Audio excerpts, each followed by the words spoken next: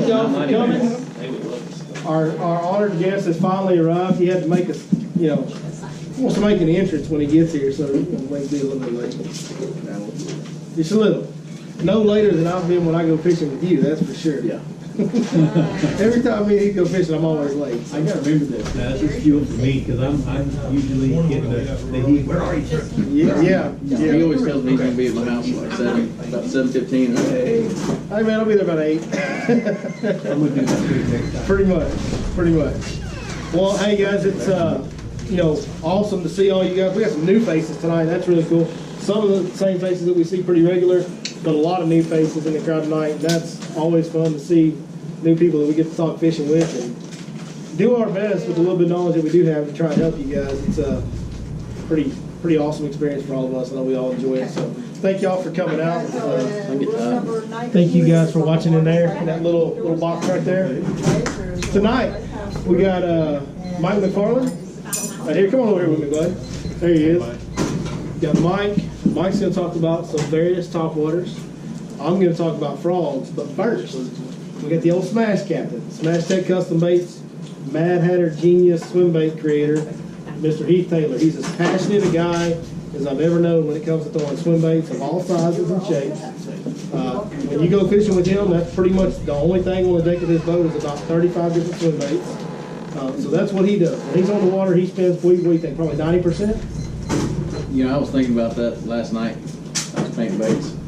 I would venture to say in 12 months, just a year, probably 75 to 80% of the fish I catch on swim baits. 70? Of some shape or form. Yeah. All year long. That's awesome. 75 to 80% of total fish catches are on swim baits. So he certainly has a wealth of knowledge when you're making them, building them for customers, and then you're making them for yourself and you're catching that big a percentage of your fish on them. You're going to gain some knowledge whether you're very smart or not. He's a pretty smart guy. So y'all give him your full attention. Thank you for coming tonight, Heath. We appreciate that. And get after it, man. Let us know about some swim baits. All right. First things first, we'll talk about thank you, sir. A little bit about kind of how we'll just grab them, kind of spread them out a little bit. Kind of how it came to be, I guess, would kind of be a good start. It kind of came to be right here. This was, if you had told me 7, 8 years ago that, you're going to own a bait company, I would have told you that you were out of your mind. I was making swim baits just basically for fun, for my personal use. Anybody knows Cameron? We're not very far apart in age. And we kind of both were throwing swim baits back. Like I said, it's been 7, 18 years ago. And I'd come up here to fish, and I'd run into Cameron. We'd get to talk about swim baits. And, he had a collection of swim baits. I had a collection of swim baits, and we just got talking. And that's when I was pouring stuff at the house, just fiddling around for my own personal use. And I brought him some, and he said, "Well, let me stick some in the store, and we'll sell some." I said, "You sure?" He goes, "Yeah, just stick them in some kind of a box." So I ordered some clamshells and printed out some little deals on a computer, and I think it was HT's swim baits or something. I think is what I put on it. What ain't Smash Tech yet? No, it wasn't Smash Tech at all. Like I said, we didn't have a name brand or anything. So I just stuck it on there to have something on there, and. A couple days later, he calls me. He goes, "Hey," and the very first bait that I put in here was the one that we ended up calling it the Poacher, a little 5-inch line through, and there's some back there now. And like 2 days later, I can't remember how many I brought him that first time, maybe 15 or 20. He called me a couple days later. He said, "Hey, I need more swim baits. They're all gone." And I said, "Well, how many?" He said, "Well, as many as you can pour." So I poured a bunch in the kitchen, is where I was doing it, and using my wife's microwave, which don't do that. And so we did that for a while, just kind of rocking along for a couple years, and it kind of got to the point where I had to decide whether to actually make it, a business, because it was starting to kind of get bigger and bigger. It had kind of outgrown the kitchen and went into the garage, and kicked her car out of the garage and took over the garage, and then finally, like I said, it just kept getting bigger and bigger. So we turned it into an actual company and named it Smash Tech and got into soft plastics. Plus, my favorite thing is swim baits. So that's my passion is swim baits. But at the same time, I like tinkering with all the other stuff too, because there are times when I'll throw other things. So we kind of went, the whole complete line. So we're basically any kind of soft plastics and swim baits, all in one place. And we actually acquired the bowl fry last year from Kickerfish, which was a big deal because I had a pretty good relationship with Mr. Wilcox from Honey Hole, and was able to kind of get that and keep him supplied in bowl fries. So it worked out really good. So we're kind of venturing into, like you see stuff like this. This is a hard bait. We're venturing into that too. The biggest thing I want to talk about tonight, and the biggest thing that when I walk up to somebody or somebody walks up to me, say at a tackle show, or say I'm stocking baits here, bringing them baits over here, anywhere I go that talk about swim baits or talking to people at boat ramps, it doesn't matter. The main thing that somebody will say, I'll say something about, they say, "What'd you catch them on?" I'll say, "Well, I caught them on, caught them on swim bait." And the biggest answer I always get is, "Well, man, I just don't have any confidence in throwing swim bait. I have zero confidence in that." And I said, "Man, it's just because it's not hard. It really isn't. There are a lot of little subtleties and things that can make it better. But as far as going out and catching fish on a swim bait, it's not a difficult thing. A lot of people are intimidated by stuff like this. Things that are fairly big. 7-inch. 7-inch gizzard size swim bait. This one's been chewed up, and then there's a felon, and then there's a little toy that I'm playing with there. That I'll talk about later. That's my boy right there, old Gary. Yeah, because he's got some new clothes. I see that. But stuff like this, people they get it in their mind that that's a big bait, and compared to say a rattle trap or let's worry about crankbait. Yeah, it's a lot bigger. They weigh 2 to 3 ounces. Something. But in the whole realm of fishing, it's really not that big. Like if there was that bass right there, I don't know what it weighed, but it has absolutely zero trouble eating a 10, 11, 12-inch shad. We've caught caught bass that have shad in their throat, 10, 11, 12 inches. And I've went with some of our fisheries biologists before, and there are shad in these lakes all in Texas that are 15, 16, 17-inch gizzard shad. And bass eat those. How many times have you heard crappie fishermen rolling up a 12, 13-inch crappie and a bass try to eat it? They're used to eating stuff like this and way bigger. As far as, a lot of people are like, well, I just don't have the patience to stick with it. I don't have the patience to go out there because they have it in their mind that you're going out there and you're fishing for one bite. Well, not really. At the right time of year, you can go out there and absolutely load the boat on big baits like this. Now, that's not, an everyday thing.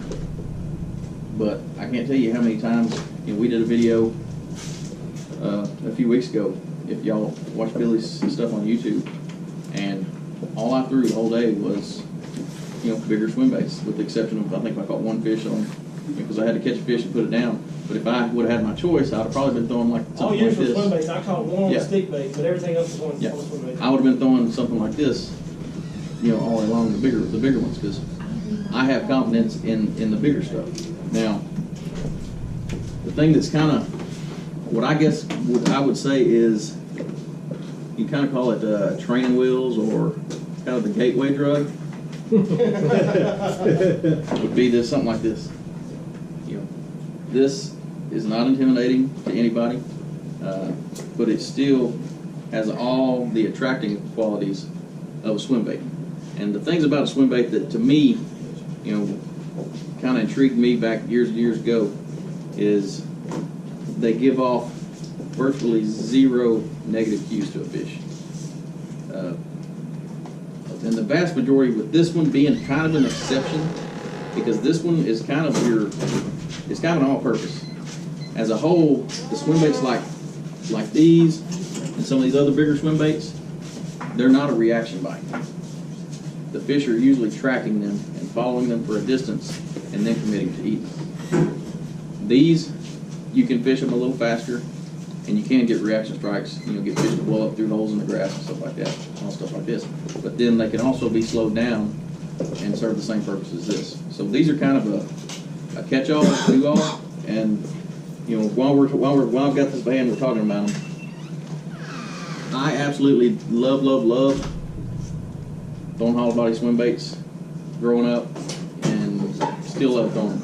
But it got to the point where it was a love-hate thing. And I know that Mike has talked about it before. I think he talked about it last Friday. It got to the point where I got sick of buying a pack of swim baits for 10, 12 bucks, and you catch a fish, and as soon as you catch a fish, your bait's hanging like this, and your hook's still here, but your head's just pointing down, and you got to sit there and reposition it. And after a couple fish, it's done. It's completely done. Because most hollow body swim baits, and like I said, I think I used to throw like the Bass Magic a lot. I used to throw Bass Tricks has one. Bass Money Minnow. The Money Minnow, but a lot of them, they're completely hollow until you get to about that much. So that's all your screw lock of your hook is into. Well, I started tinkering around, and I really had absolutely zero intention on even selling these until people started coming by the shop, and I started kind of, you know, here, go try this, go play with this. Or I'd use it when me and Billy went fishing. It was not for sale. Never planned on being for sale. And he started wanting to get some and started throwing them. And a few other guys kind of started wanting to throw them. And finally, you know, we do like a little limited run on the website because they are an absolute pain in the rear to make. Because I hand paint every single one of these, and then you've got to hand dip them. And like I said, it's very labor intensive. So I wasn't really planning on selling them, but it just kind of turned out that way. The demand started, so I just kind of had to buy for it and do it anyway. So these, all the way to that, where you can kind of see a gill line, is completely solid. Now the whole bait itself is still completely hollow. And you can see all the way to the tail. So it's just like that, and it has the exact same action. And to me, sometimes it has a little more vibration than some of the other ones. And I think that's one thing that I've noticed, you know, fishing with other people and behind other people and next to other people throwing other swim baits, is you can throw this next to them or behind them, and it has a little different vibration than what they're used to. And you can actually see it in your rod tip, especially this bigger 6-inch. Your rod tip will actually be moving a little bit, kind of like a chatterbait, but not quite as pronounced. And you know, we're talking about this kind of being a do-all. You can get by with these hollow bodies in a lot dirtier water than you can in, you know, some of the ones that don't make as much vibration. A lot of people get the idea in their head that, you know, the water's not clear right now here, but they're still catching fish on swim baits. They're not having to throw chartreuse, they're not having to throw black, they're not having to throw, you know, bright pearl white every time. You know, if you've ever, you know, but pearl white is an awesome color. And if you think about it, why is pearl white an awesome color in dirty water? What does a fish look like in muddy water? Completely white. They're almost completely white. And kind of carry that a step further, even in clear water, very, very early pre-spawn, when those shad come from real, real deep water, and they show up to the bank to start their shad spawn, they're feeding. What color are they when they first get there? White. They're white, just like the bass are when they come out of deep water. So that's one reason pearl white is an awesome color to throw. Muddy water, clear water, it doesn't matter. Pearl white's always going to be a good color. I like throwing pearl white even on some hard baits. You know, slow sinking stuff I'm fishing close to the top of the water. I like because of the visual effect. You can actually see it, because when I'm fishing a hard bait, and we'll talk about that in just a second briefly, you can kind of see what that bait's doing, you know, in clear water. So that's one of the things. See it hit it too. Yeah, that's good. Because you can sit there, you know, especially like I've been playing around with some glide baits, and I've got some that I've painted with bone color. You can sit there and you can see that thing just, and then all of a sudden it just disappears. You know, you might not have felt the bite because you hit it and come at you, you just, a lot of times on a glide bait or a hard, real slow sinking, hard swim bait, I like to get them where they're almost suspended. And a lot of times those bass, when it glides out and stops, you won't really feel a lot. They'll just swim up to it and suck it in. We were playing with one at a friend of mine's pond the other day, and a guy that works for me, we were playing with one. He was playing with it next to the dock, and he was, we were looking at, getting it to suspend, and we're sitting there watching it, and it's just sitting there about this far under the water. And I'm sitting there looking at it, and all of a sudden, the first half of the bait was, I couldn't see it anymore. I said, dude, a fish has your, and he does this, and the 3-pounder, it just swam up to it and sucked the head in, and was sitting there just holding it. It was crazy. So it's very, very fun, very, very addictive. Like I said, I was trying to figure out the other night how to kind of say this about swim baits, and I'll let kind of Billy chime in because I'm not trying to step on his toes, but I don't think Billy would call himself a swim bait guru. I don't think that's not his wheelhouse. He's a shallow water flipper, pitcher. That's what he would consider himself.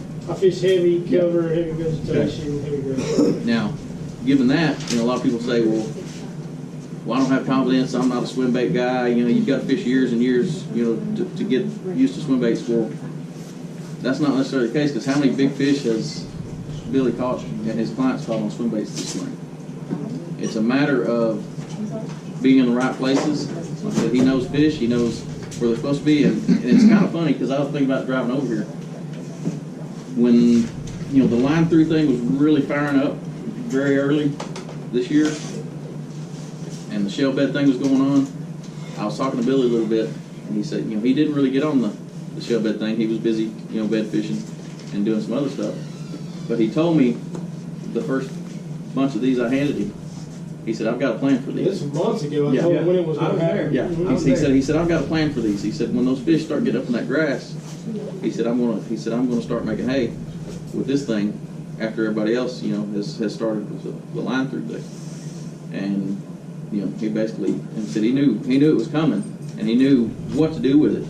I said he's not a swim bait guy. He's not one of the guys that goes out there and just throws swim bait all the time, all day long. But he can put it in his client's hands, which is kind of another testament. We had a 13-year-old kid catch a 12-pounder. Yeah. We've had. That's, I think, the biggest fish on any swim bait this year on Lake Fork, and maybe the biggest fish caught by a guide customer this year so far. Was caught by a 13-year-old boy, and it was that 6-inch hollow belly that he's basically the retrieve to a stick-saw swim bait. Such a dummy bait. It's easier than a rattle trap. It's easier than throwing a spinner bait, because especially something like this that's weedless. And I've got one rigged. Some water in here. That's what I want to see. I have no experience with that, and I want to see how they're ready. I got one on my boat. There you go. All right. This is what that's what I put in my boat. These are all the seconds that go in my boat. So they've all got like little blemishes and stuff like that. So they're the ones I fish with. All the ones that I don't sell, I stick in my boat. So they've got like a little, like this one's got this little ripple in the plastic there. Mm-hmm. It's got a little bubble in it. It goes in my boat. So basically, What size hook is that? that is an 8/0, and this is a 6-inch. And because that is completely and totally weedless, he's able to, and it doesn't matter if first time you've ever fished, you can stick them on, a spinning reel with braid if you don't know how to throw an open bait. Yeah, yep. I like throwing 20-pound fluorocarbon, 7.5 to 8 foot, heavy action rod. The one we're throwing on is the one we're throwing the hollow bellies on right now, guys, is a brand new rod that I just got in, but it's a 7.5 heavy, but it has a moderate fast action tip. So even though the back of it has some backbone, it's basically a flipping stick with a soft tip. It's perfect because it lets them load up on it before you set the hook. What you want with a swim bait rod, and like I said, I fish with mostly, Dobbins makes good ones, 6 Cents has got good stuff, a lot of good swim bait rod options out there. That's another thing I was going to talk about. There's a lot of swim bait fishermen, makers, that they will, I kind of call it, there's a bit of a swim bait snob thing. They're weird, man. And You're like the only guy that's like full-time swim baiter that's not a complete nutcase. yeah, there's That's saying it nice. they do. It's like you've got to have a custom $400 rod and a custom $500. Old Seneca reel or something. Back when I started throwing swim baits, it was like a, probably just a Falcon. I threw a lot of Falcons in. 7.3 head, It's probably flip stick or the something. Falcon. I think I remember throwing a bunch of these big swim baits on a Falcon Amistad, or that Mike McClellan heavy cover rod was like 7.4 heavy action. That's still what I'm throwing them on, by the way. Yeah. 7.5 heavy. And I'm talking about big baits though. Yeah. And just because you can take and put these on a flipping stick and 20-pound line and go out there and have fun. And nobody says you have to go out there. To that point, do you remember the first time, before I even knew you, but when the first day I had a convict, we hadn't even met, I just bought some convicts, and we was convicts, and I caught a fish on the third cast, and it was when I first had a camera, and I videoed it, one of the very first videos I made, it's just a little quick minute clip. But I was throwing that convict when I first got it on a 7.3 heavy action Abu Garcia Vendetta, like $100 rod from Academy that anybody can buy, just 7.3 heavy action, and he caught that. Oh, that's a pretty big swim. Yeah. And it works. You don't have to go out and spend $1,000 on a swim bait setup. Does it make it more comfortable to have something like this? Like I said, I absolutely love this rod, but it's not a necessity. It's 7.9. I've got a wide spool Lose HD. It's got the big handle. That's one of my deals is I like the big handles. Because your retrieve is basically you throw it out there, you let it sink a little bit, and you just start reeling. Just a slow reel? And it's just this. Like, just enough. How to keep deep it is up. your water? The majority of the time I'm fishing in 5 foot or less. Majority of the time. Now there's times depending on like where the grass is growing or how deep a shell bed is, you might get out there to 6, 7 foot. But the majority of the time it's 5 foot or less when I'm throwing.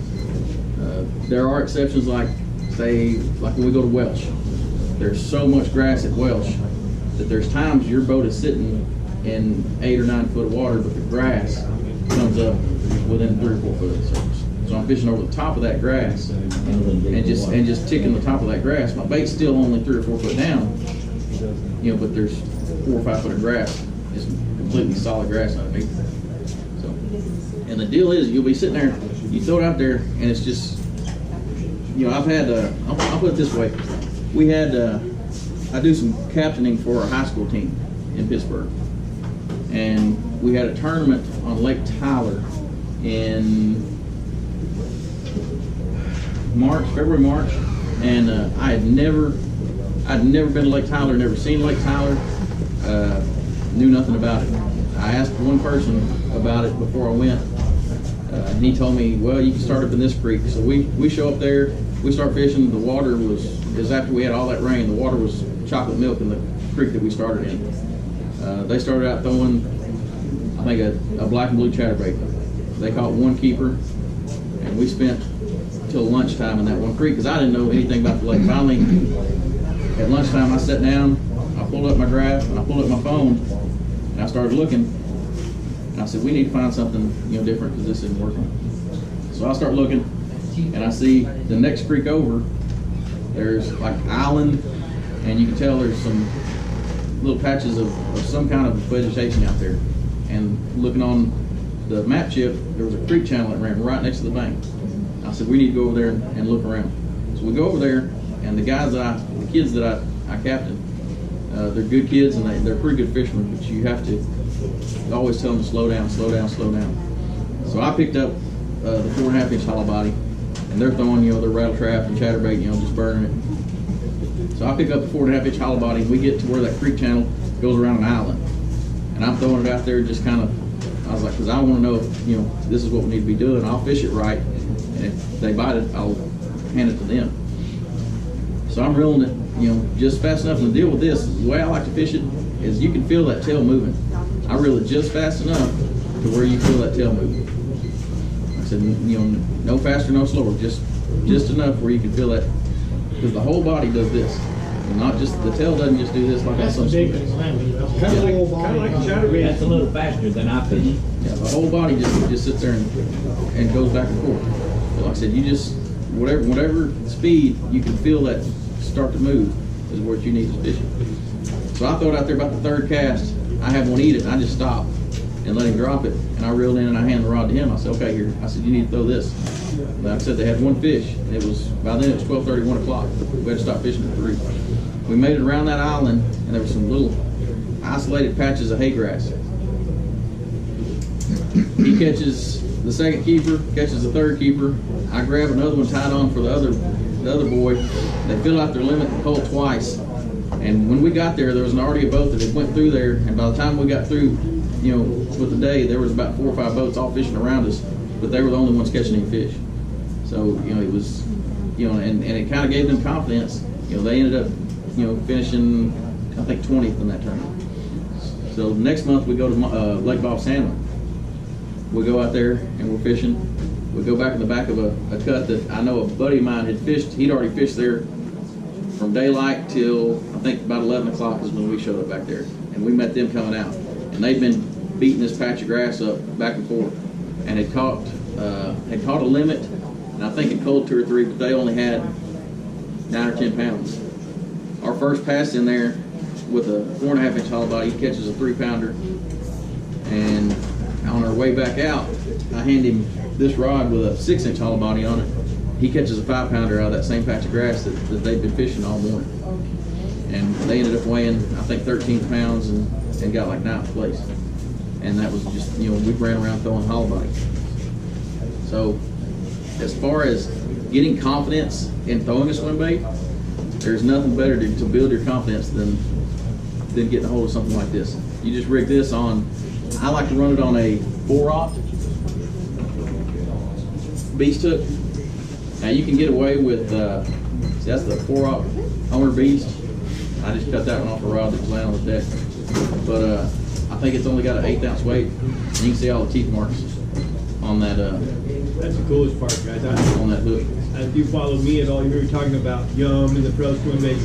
I've had them throw off the old hollow belly in 3 or 4 casts. And if you're really aggressive, you make a big cast and you see it go, you're like, doggone it. I have one of these 6 inches. I've caught 8 fish this past week on. Bait's still fine. Yeah. All I do is readjust it, throw it right back. A 4.5-incher, and the fish I caught yesterday, crushed it. And we caught them down, and I've got a 4.5-inch one that's been on there for 3 days and caught fish all 3 days. It's one day. And you can see all the teeth marks on the lead on that hook. But that's what I throw it on. I know Billy likes that flashy swimmer hook. I do. I haven't thrown it much on the flashy swimmer hook. Well, I like that because of what I'm fishing, right? Because I'm actually getting that bait up in really heavy vegetation. So that's just a little extra something to get their attention in that heavy cover that I'm throwing the bait in. If I was in wide open water where the fish are going to tend to follow it a little more, like some of the stuff you tend to fish on Welsh where over there in your home lakes, I wouldn't use that flashy swimmer then. But when I'm in that heavy cover, I like that little blade on the bottom. Yeah, and a little bit dirtier water helps too. Like, yeah, we got dirty water. Like I said, Welsh is like, it's gentler. So, like I said, I try to go more natural the better. Just for a testimony, guys, on just exactly how well this, even the little one, is working right now. I mean, the big one's phenomenal to get you some. So on this bait right here, we've been throwing this over the last, 3-4 weeks now that I've been throwing sending pigs. Smallest fish we've caught on this so far, 5.5 pounds. So 5.5 to 12 is the range. It's pretty good range. But that's what we've caught on that bait. And there for a while, it was every single day I was sending you pics. We were getting bites on it every day. Now that's kind of faded a little bit on the big one, but the big one I'm not getting near as many bites on. But this one right here, we're catching fish on this every single day right now. In the video that's going to come out this Monday, every single fish that we catch in that video, until like the last 1 or 2, we're sight fishing. But most of the fish, the ones we're catching in the morning on that video, all were caught on this bait right here. And we might have gone through 2 or 3 baits, and we caught like 20 of them in the first hour. So it's phenomenal. And, like I said, and correct me if I'm wrong, a big part of that shift, in my opinion, is probably a big shift in your shad spawning. You've got gizzard shad that are finished up spawning and going back out, which this mimicked better. Yeah. And the thread fin are showing up, Yep. which this mimics better. Well, and for me, that big bait, I was specifically targeting fish that were what I like to call immediate post spawn. Like they're done, they've dropped their eggs, but they're still there. They haven't left yet. Those big ones. Full on commitment. Now, the thing about fishing these and setting the hook on these, when you throw it out there and you're starting to reel it, what will happen a lot of times, and I've got some video, I think I've got some on YouTube. If you ever sit around on YouTube and bored, look up Smash Tech Baits YouTube. I've got a couple of those videos, and there's a bunch more that I haven't had time to sit down and sort through. But I actually put a camera in front of some of these baits, and you'll see them, and it's basically you'll have a wolf pack of big fish just following this bait, and one of them will come up and bump it, and your rod will jump. Now, if you swing right then, you'll miss him, and a lot of times, you'll swing and you'll reel in. Oh, I missed him.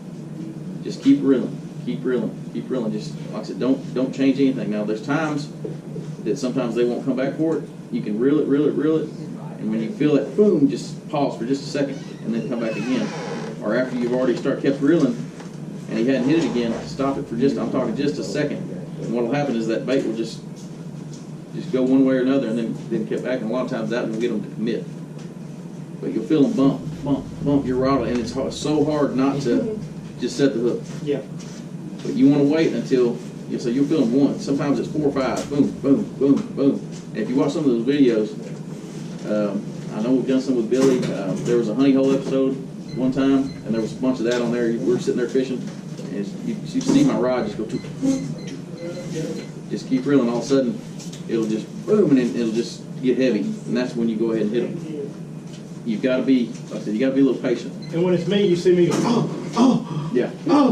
I react to it. I can't hold on to it. He's done it more, so he doesn't react as much as I do. That fish you caught on this Yeah. was that way in that last video. Yeah. He sat there, and then I threw in there and caught one of the other ones that was following me. You know what I tell my customers just to kind of help them, and it's the hardest thing in the world, like he says, to feel, because they hit it hard and they don't get it. And it's the hardest thing in the world to wait for that. But what I always tell them is, look, if you think you might need to set the hook, or you think, oh, I need to set the hook, don't swing. If you have time to think about it, they didn't eat it. Because when they eat it, they hit it. Exactly. Yeah, there's so hard that you react. Like there's it's a lot of times you're setting the hook out of stuff. Yeah, you don't think, oh, should I set the hook? It's just. That's a good way to put it right there. You just lean, and sometimes they don't take the rod from you. Yeah, it's like if I want to keep my rod in my hand, I've got to set the hook. I've seen it both. I had a client this week that literally, if I was to pinch this line right here, you take one full turn of that spool, my fingers are probably there. So one full crank is about 2.5 feet from most reels, okay? And I'm teaching them this process, just bumping it, wait, don't do anything, don't do anything, and all of a sudden, just bam, it hit it, and the client said, where'd it go? And it took 4 full turns before that rod loaded up. So that fish had hit, it knocked 10 feet of slack, 1, 2, 3, 4, before it was tight lined in there. So they're very violent. And there's another, like I said, there's a lot of little intricacies and things that make swim baiting better. But like I said, there's nothing that says you can't go out there with whatever rod and reel you've got, whatever you flip with or throw a jig with, you can go out there and throw swim bait with. Some of the smaller ones you can throw with just a regular Texas rig. You can throw that on your chatterbait rod. Yeah, I throw that on a medium heavy rod. My Zepco 33 is going to be okay. Yeah. That's right. Hey, my little boy, I don't know how many fish my little boy's caught on that on his little Zepco. So one of the things that I want to add in, if I can, is Chuck and white. and I see my customers make this mistake a lot. Oh God, what was I just thinking? Lost my train of thought. Oh, when they do bump it, don't pause. I see this a bunch. They hit it, and the customer goes, and stops reeling because they felt that bite. It's a big deal to just keep that bait coming, because if you stop, the bait starts swimming, falls dead, and they leave it. They don't keep following it. That's a big thing. You got to keep them following it to get one to commit and say, hey, that's mine. And that's where I think that's why the strike is so violent, is because that group is there and they're bumping and they're all curious. And finally one just says, screw it, that's mine, and they can truck it. And what I was going to talk about is retrieve speed on reels. So that's a 7 to 1. A lot of people think, well, I'm going to fish a swim bait really slow because it's slow, like this. You've got to have the discipline a lot of times, especially these big baits, because I don't have much weight in there, especially that pellet. And if you want to keep it where it needs to be and doing the right thing, it's like this. Well, I've got a 7 to 1 reel, and people are like, why don't you use a 5 to 1 reel? Exactly what he just said, because I don't know how many times a big fish will hit the swim bait, and if you've got a 5-to-1 reel, you're not going to catch up with it. We couldn't have kept up. Yeah, that would have taken 10 cranks. Yeah. And, you know, so I'll use a 6-4 at the least, 7-to-1 a lot of times. That way, because when they hit it, and you know they've got it, I need to, you know, because a lot of times you'll set the hook on them, and you'll have them for just a second, then all of a sudden it's like, where'd he go? He's coming right at you, or he's going, because a lot of times these wolf packs that feed on these, you know, the shell beds and stuff like that, there's not just one fish there. Right. And the stuff that I like to do back home, you're not just fishing for one fish, you're fishing for a group of fish. And what happens is when they hit it, they're going that way with it. Or they're coming this way. They're trying to get away from those other fish because they don't want the other fish having what they got. You know, how many times have you caught a fish and you've got another fish following it? Well, you know, how many times have you thrown in, you know, say you've thrown in throw a Texas rig or a jig, you know, at a bush or a spot. And before it even hits bottom, you feel a thump and your line is headed that way. Well, there's a reason. It's not, if he's the only one there, a lot of times they'll just suck it in and sit there. If there's a bunch of fish around, they'll grab it and take off with it because they don't want the other fish getting it. Same thing with these swim baits. So you've got to kind of be able to catch up with them. That's another tip too. If you've got two in the boat, right, and you catch a fish on a swim bait, always throw right behind your partner. If he's hooked up, always throw right behind, because even when you don't see them all the time, but most of the time when you're fishing a swim bait, there's another fish behind that fish as you're bringing him in, even if he's a little deeper where you don't see it. It's a very visual bait. Mm-hmm. You know, like I said, it doesn't rattle. Look at it a long time. It doesn't rattle. It doesn't thump. It doesn't make noise. It's just out there swimming, just like a shad does. You know, Seems to fire them up too. Usually, if you get one bite or two bite, that all fire up. It's a trigger reaction. so it's like I said, if I have my choice, that's all I throw. Whether it's like I said, springtime is of course the most visible time that everybody's out throwing swim baits because the fish are shallow. But as summer gets here, all I do is, you know, when the fish go deep, I put it on a jig head. That's it. And you know, that's another Just deal getting ready to say that. with that solid deal. And coming here, He puts it on jig head. coming here about June. Hey, I'm going to say the same thing he said a month ago or 3 weeks ago about I got this scenario coming where the deep bite, Yeah. that might replace my jig. Yeah, That might be coming better in June, that on a 3/4 ounce jig head Game over. is going to be very, very fun. He's back there showing somebody some baits, but definitely appreciate him. He Yeah. such a busy schedule, drives a long ways over here, so thank you to Heath Taylor, and thank you to Mike McFarland, my buddy. What's up? What's going on, man? So we're gonna talk about topwaters? Yes, sir. It's that time of year. It is that time of year, guys, and I mean, I don't think there's not a person on the planet that doesn't like watching a fish blow up on stuff, right? So Absolutely. let's talk about how to get them to blow up on. Take it away, buddy. All right. So first thing I want to do, besides welcome everybody and welcome you to Lake Fork. If you haven't been here before, Lake Fork Marina, we're sure pleased to have you here, kiddos. You can do this stuff too. So pay attention, and maybe you can remind your parents about what we talked about. It's topwater season. May, usually just about anywhere in the nation. Typically, you can pretty much count on April, May, June. You're going to have topwater bite. I just want to clarify. I'm going to make it real simple. The time tonight was really all about this. We've been using swim baits, which still will probably be for the next week or so. They're staying on the deck of my boat. And that's a fork thing. So, but I want to just kind of open some guys up about topwaters. The first thing I want to do is classify them for you real quick. You can see how I've labeled these popping topwaters. Okay. So I've labeled on my box popping. So it's pretty simple for me. And what a popping topwater is, there's a multitude of types, but it's any floating topwater that's cupped in the front. Okay. And it's going to actually pop and potentially spit water. The degree of that cup has a lot to do with how it's going to chug, what kind of noise it's going to make, and how much water it's going to spit. For example, this is a Rico here, which is equal to Yellow Magic. Okay, and this here is called a bubble pop, which is a River to Sea. This has some holes in the side and little gills, so it actually spits water different than the cupping here. So your popping top waters are your most common. Everything from a Rebel pop water, all the way to some of the newest stuff, the Ricos and the Yellow Magics. This is your most common stuff. And we're going to talk about how to use that in a little bit. I also have larger profiles. So if you're on Lake Fork and you're throwing for threadfin shad, the shad spawn's going on, you may want the little yellow magic in a bone. Okay? You get around some gizzard shad spawn, or some gizzard shad that are being busted by the big bass that school up this time of year, and you're going to go to a little larger side. So 5-inch, 3-inch. What's that big bait? This big bait right here is also a River to Sea bubble pop. It's got the nice open gill plate. If you look right here, it's got little holes in the side.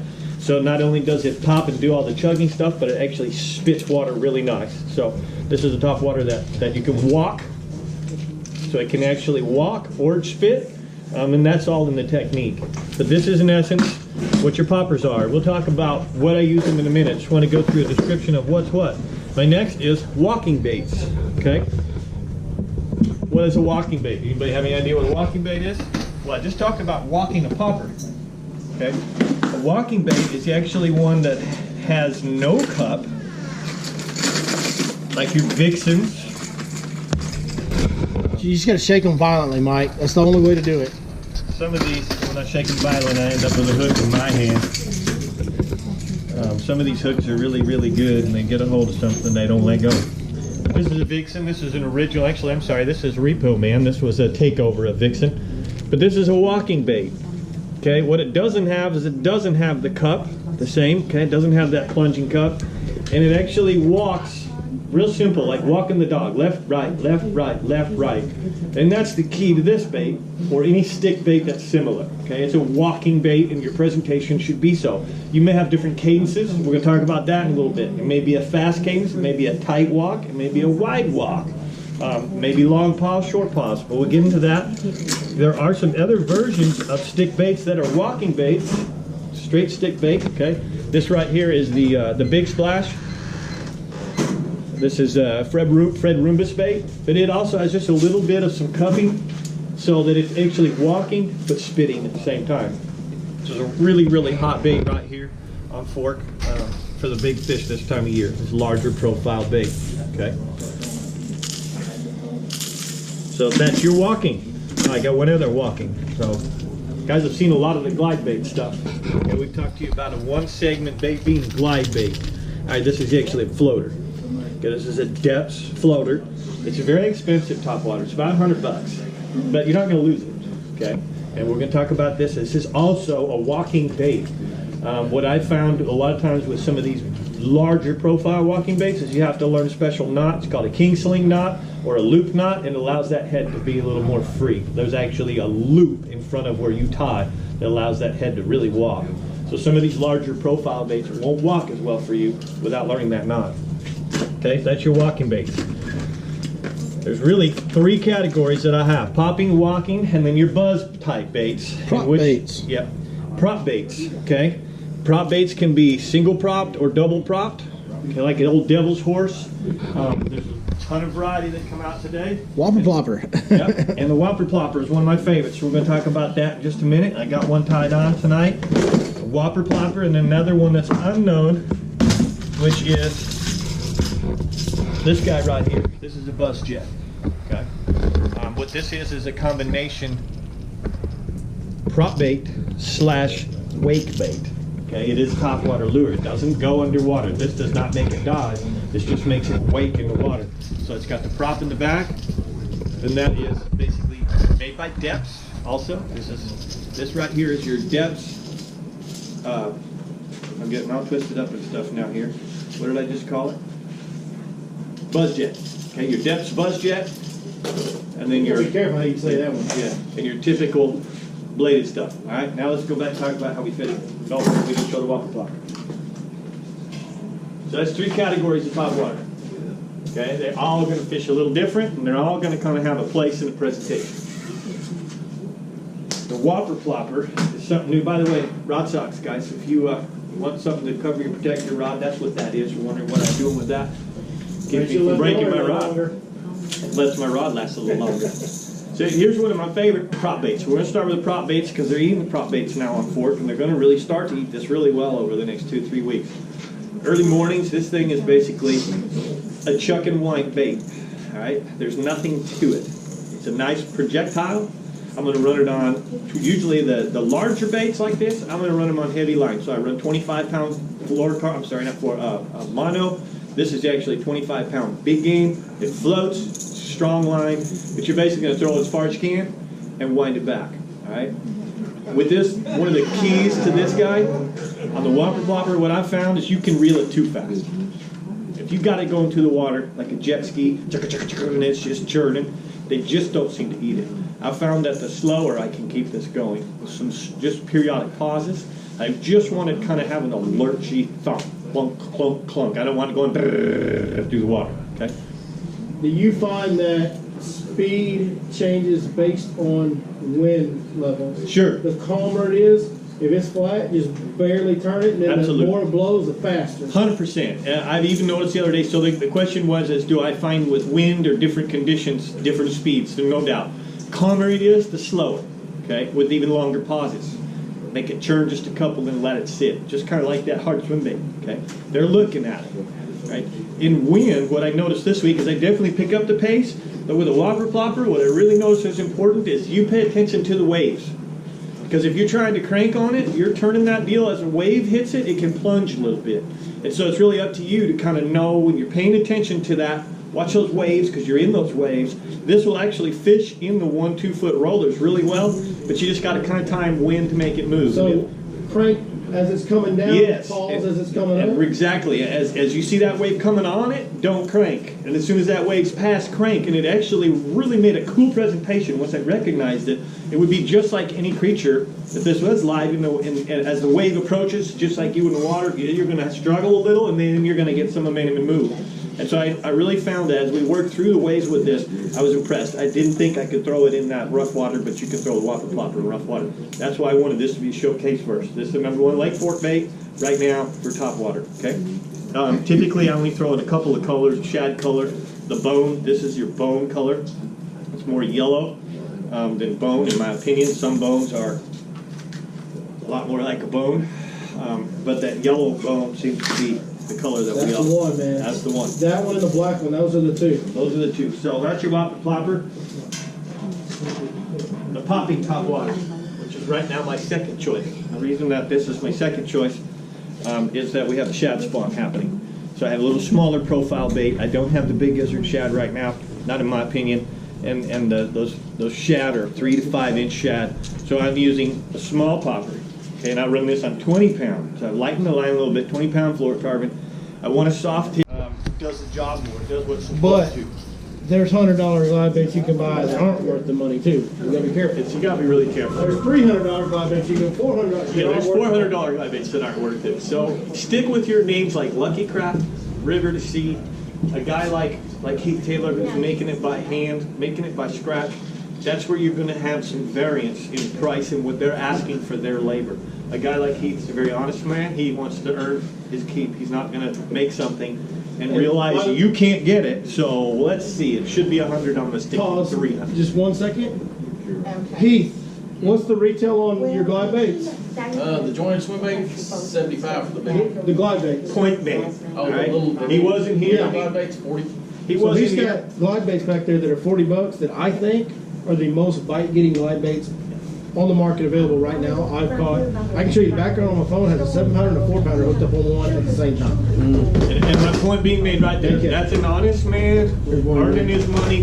Should it be even a little more than that? Yes. Could it be? Yes. But you're going to find out that a lot of the private stuff can be marked even as far as $400. And that one is a slow sink, but to Mike's point, he's going to talk about walking. I'm sorry, I'll interject this. So you're good. You're good. Where are you? On that bait right there, I fished it a bunch, and I have actually had some of my best days in fishing that in the summertime, early summer, into midsummer, and like a top water, except it's right under the surface, right? So because it's a slow sink, but I just make a long cast with it, and then I literally hold my rod kind of at an upward angle and just go. And if you do that with that glide bait, it'll go whoop. And it has this real wide, crazy action. And when there's fish chasing schools of bait, the swim bait scenario that he's talking about, when that gets going in early summer and they pack up and they chase bait over that grass, you can walk that thing over that grass and it will draw them from a mile. And it won't just be one. They'll be blowing up all around it and then they'll crush it. It's a really, it's a small window, small scenario that you can find that in. It doesn't happen every day. But man, when you hit that one, that's like one of them big time home runs there. That's one of the 500 footers, you know what I mean? Yeah. So I'm glad that kind of panned out really cool for me, because basically what I want you to be aware of, since you asked the question, is if it's a retail make like Lucky Craft, River to Sea, it's probably priced fair. If it's a private make, be cautious. Okay, you shouldn't see any of the glide baits. You should not see a price tag over 150 bucks. All right, if they really put a lot of extra time in it, 150 is a lot to ask. He's put more than enough time to know that he's asking half that price. So the $75 to $150 range is a fair price for somebody's that quality craftsmanship, workmanship, and the time they put in it. But be real cautious on all that. They're just wanting money. Thank you. So back to the top waters. We're going to talk specifically just about the poppers, and I've put a few things out here. What I've done, I want you to see is profile. This is the main thing I want you to focus on with top water, is that there's a profile. Let me see if I got one more in here. So the different sizes, in essence, are giving a little different profile. I'm going to start with the small one. This is a tiny little popper. I tend to throw this on 16-pound. Okay, I want it on either a floating type line. It's got to be a polycomar, just like a just regular fishing line, big game. I don't know why I'm being tongue-tied. But I tend to throw the small one on 16-pound test. I throw the medium on 20-pound test. Okay. Monofilament line. You want stretch in this line, and you want floating line. And then I throw the big guy on the 25-pound. Okay. I'm going to throw the small stuff around the shad spawn, the red clay points right now. I'm going to see where I see the gizzard, the blue heron dip in the water, and I see him pull up a little shad. I'm probably going to throw the smaller poppers. If I happen to be on a shell bed and I see 4 or 5 inch gizzard shad raining out of the water, which you will see in this next month, you will see those bigger schooled up bass attack the gizzard shad schools. Remember the shell beds that we talked about? The gizzard shad aren't there spawning anymore, but they'll come there to eat. So the gizzard shad come to eat, the bass come to eat the gizzard shad. If you see the gizzard shad flying on them, a lot of times picking up this bigger bait is key.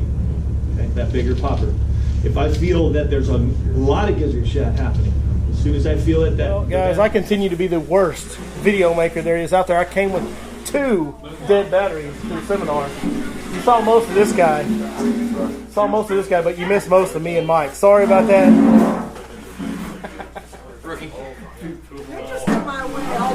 And now we're moving chairs too. Anyways, sorry about that, guys. We appreciate you watching very much. Come by Lake Fork Marina and see these people. They're awesome. Get you some of these right here. Smash tech, baby. Beautiful thing. I talked about a frog tonight, and I'll be doing a frog video pretty soon because they are biting a frog. If you come to Lake Fork, get old Yellow Belly ready to go and get after them. Hey, we appreciate you guys watching as always, and we'll see you next time right here on your Lake Fork Guy.